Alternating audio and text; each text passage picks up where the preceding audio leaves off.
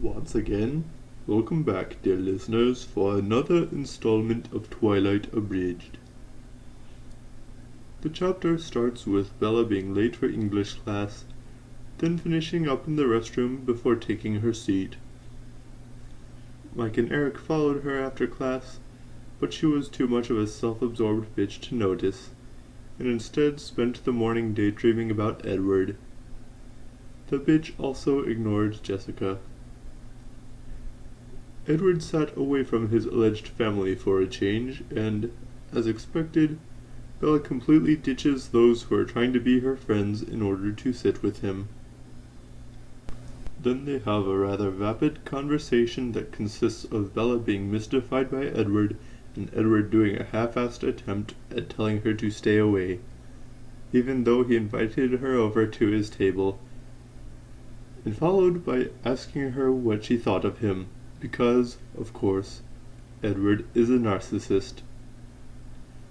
Then Bella lies by saying that she does not like double standards, even though she, herself, has spent the entire book thus far making use of them, particularly in regards to the ones who have tried to be friendly. And, in another attempt to seem with it, Meyer has herself guess that Edward is Spider-Man after they have another exchange about Bella being difficult to read, which is a complete contradiction to what she has said in Chapter 2. Then, Edward tries to convince Bella that he is dangerous or something. Then Bella goes to class and Edward ditches.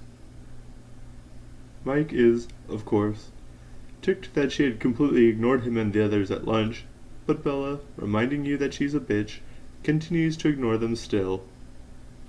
Biology class was determining blood type that day, but Bella's a wuss and almost fainted before getting pricked. Mike, who she'd been ignoring, volunteered to lead her to the school nurse. All but completely passed out, she barely heard Edward showing up and being a dick to Mike, taking her to the nurse instead. As it turns out, Meyer made Bella so damn extra special that she can smell the blood of a small prick from across the room. Mike confirms that she'll be going on the beach trip that weekend, then heads back to class. Edward causes Bella to not have to go to gym, and it's raining again. Meyer does two things in the next bit of conversation. She tries to establish a sense of something to come at the mention of La Push and Edward's reaction to it, which was that his eyes narrowed slightly.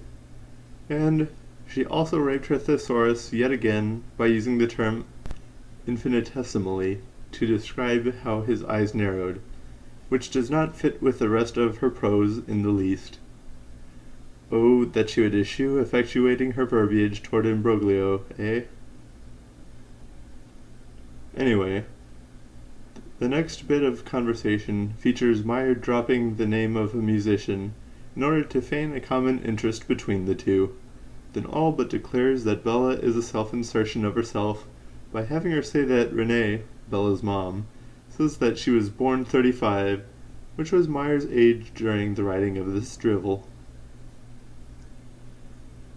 This is followed by conversation about Renee that is designed to make Bella appear self-sacrificing because of her having moved to Forks, despite her constant bitching since before she'd even left Phoenix. And, by the way, if you are wondering why Bella has not done much in the way of bitching this chapter, it is because she is too obsessed with Edward to concentrate on anything other than him. Edward then lets Bella know a slight bit of his family story, that he was adopted, but then tells her to STFU and GTFO when she asks about his alleged siblings, and she went to her truck. Once again, thank you for joining me for another episode of Twilight Abridged, brought to you by the good people at TwilightSucks.com. Twilight sucks, because even though she won't say it, we all know that J.K. Rowling is thinking, her, the next me? The Americans must have lost their fucking minds.